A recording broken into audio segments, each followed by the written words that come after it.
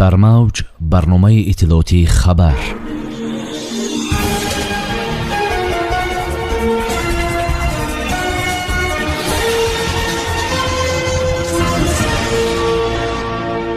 президенти ҷумҳурии тоҷикистон муҳтарам эмомалӣ раҳмон бо президенти ҷумҳурии ӯзбекистон шавкат мирзиёев суҳбати телефонӣ анҷом доданд. айёдати собиқадорони меҳнат дар шаҳри гулистон маошашро зиёд нишон дод. ҷазои муҳосиби мактаб барои зарар ба давлат. ҳушдори кумитаи ҳолатҳои фавқулода аз хатари фаромадани сел дар минтақаҳои кӯлобу сӯхт. пешниҳоди ворид кардани нос ба рӯйхати маводи мухаддир дар думаи давлатӣ.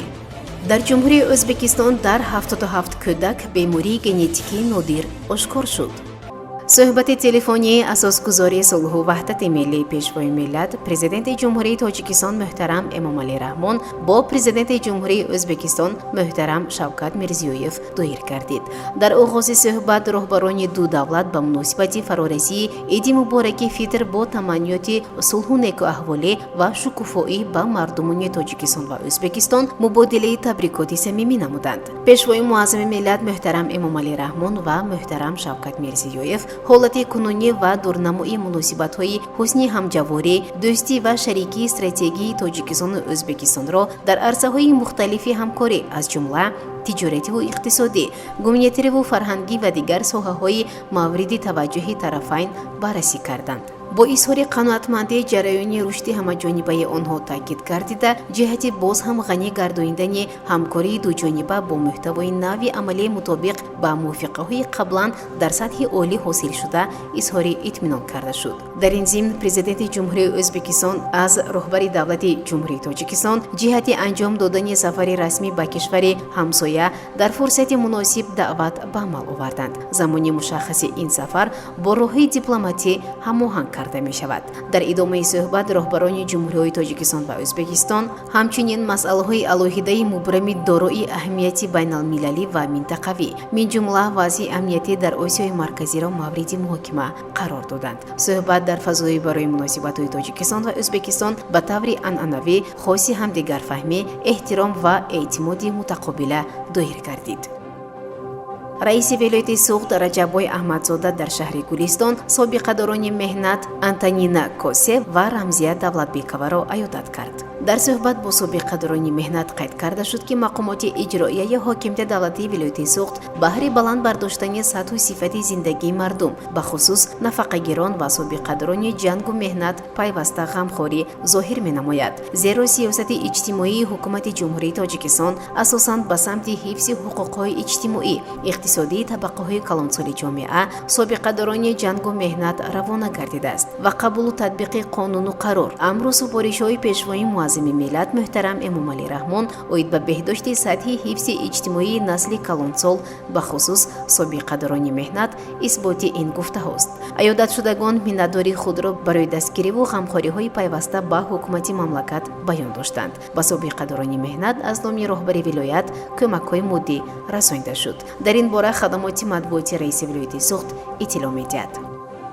ба иттилои дафтари матбуотии додситони кулли Тоҷик Маҷидов замоне дар вазифаи сармуҳосиби муассисаи таҳсилоти миёнаи умумии рақами 10 шаҳри Панҷакент кор карданаш ба давлат зарари молӣ расонидааст. гуфта мешавад, ӯ дар давраи фаъолияти кориаш бо мақсади ғаразнок ва бо истифода аз ваколатҳои мансабиаш аз моҳи январи соли 2020 то моҳи октябри соли 2021 ведомисти пардохти музди меҳнати кормандони муассисаро ғайриқонунӣ тартиб дода, дар он бо роҳи сохтакорӣ музди меҳнати худашро аз 3000 то 9400 сомонӣ барзиёд нишон додааст. дар асоси ин ҳуҷҷати расмӣ ба номи худаш дар маҷмӯъ маблағи зиёд аз 78000 сомонӣ музди меҳнат гузаронида, минбаъд ин маблағро аз они худ намуда ба эҳтиёҷоти шахсияш сарф кардааст, ки дар натиҷа ба манфиатҳои давлат ба миқдори калон зарари моддӣ расонидааст, афзудааст манбаъ мегӯяд. оиди ҳолати мазкур аз ҷониби прокурори шаҳри Панҷакент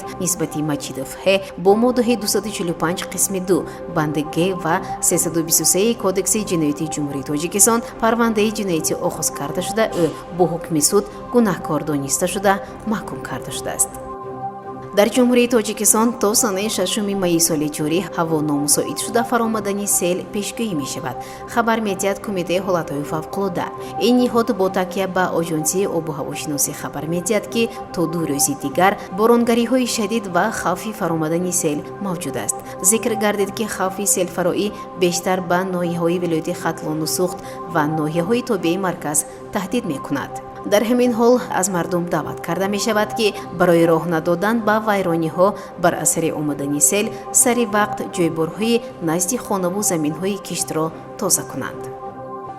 дар Русия бо ишора ба панҷшавии ноз миёни ноболиғон ва ишораҳо ба зарари он пешниҳод шудааст, ки он дар қатори маводи мухаддир дар ин кишвар шинохта шавад. вакили Думаи давлатӣ Султон Ҳамзаев бар ин назар аст, ки чунин як моддаи хатарноки дорои никотин ба мисли ноз, ки миёни мактаббачагону донишҷӯён паҳн мешавад ва боиси нашамандию марг мегардад, бояд ба феҳристи маводи мухаддири Федератсияи Русия ворид карда шавад. дар номае ба унвони вазири корҳои дохилӣ Владимир Колокольцев, ки дар ихтиёри хабаргузории РИА Новости аст, вакил қайд мекунад, ки фурӯши ноз боиси мавориди вазнини заҳролудшавӣ, марг, шаклҳои гуногуни вобастагӣ ва гир кардани ҷавонон ба маводи мухаддир мегардад. вакил ҳамчунин паҳн шудани чунин моддаҳоро дар байни мактаббачагон ва донишҷӯён хатарнок мехонад. Ҳамзаев пешниҳод мекунад, ки ин ниҳод як ташаббуси муштаракро таҳия ва пешниҳод кунад, ки ноз ба рӯйхати маводи мухаддири мамнӯъ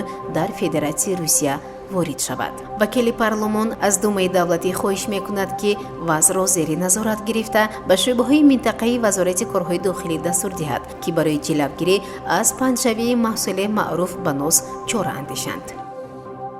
дар ҷумҳурии Ӯзбекистон дар 77 кӯдак бемории генетикии нодир ошкор гардид.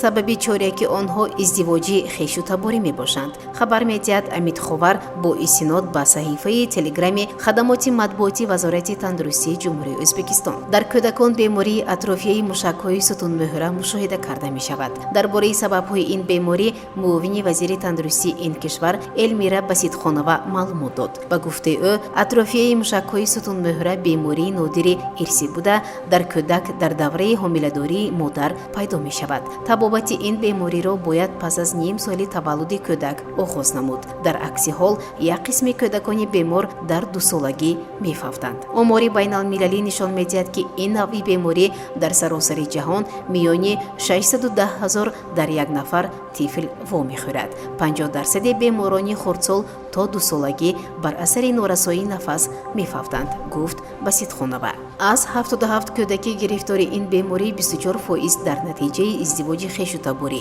40% дар оилаҳое, ки 2 ва ё зиёда фарзанди дорои атрофияи мушакҳои сутунмӯҳра доранд ва 36% дар оилаҳои таваллуд шуданд, ки ҳам падар ва ҳам модар барандагони ин ген мебошанд, изҳор дошт муовини вазир. таври агентияи миллии иттилоотии УЗА қаблан иттилоъ дода буд, дар ҷумҳурии Ӯзбекистон қонуне қабул карда мешавад, ки тибқи он навхонадорон аз ин ба баъд аз ташхиси молекулавӣ генетикӣ хоҳанд гузашт. қарори мазкурро чанде пеш президенти ҷумҳурии Ӯзбекистон Шавкат Мирзиёев ба имзо расонид. ҳадафи ин ташаббус, ки онро нақша доранд аз 1 июли соли 2023 татбиқ намоянд, пеш аз ҳама роҳ надодан ба никоҳи хешутаборӣ мебошад. ҳамин тариқ Ӯзбекистон дар ин масъала роҳи Тоҷикистонро пуштибонӣ намуд. тавре маълум аст, қонуни ҳаммонанди ҷумҳурии Тоҷикистон аз 1 июли соли 2016 бо ташаббуси президенти ҷумҳурии Тоҷикистон муҳтарам Эмомалӣ Раҳмон ба ҳукми иҷро даромад. тибқи ин санад издивоҷ бо писарамак ва духтарамак, инчунин писартағову духтарама манъ аст. ҳамин гуна пеш аз издивоҷ аз муоинаи тиббӣ гузашта низ ҳатмӣ буда он ройгон аст. дар сурати муайян намудани бемории сироятӣ дар яке аз никоҳкунандагон, онҳо бояд аз давраи табобатӣ гузашта, пас аз пурра шифо ёфтан ба онҳо барои ақди никоҳ иҷозат дода мешавад. шунавандагони гиромӣ, ин буд барномаи иттилоотии хабар. то барномаҳои дигар саломату сарбаланд бошед. хайр. барномаи иттилоотии хабар. аз рӯйдодҳои Тоҷикистон, минтақа ва ҷаҳон огоҳ бош.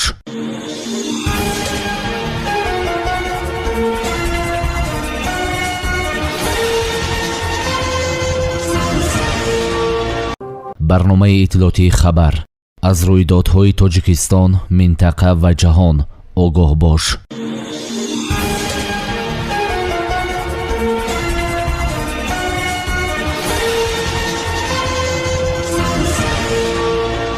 барномаи иттилоотии хабар аз рӯйдодҳои тоҷикистон, минтақа ва ҷаҳон огоҳ бош.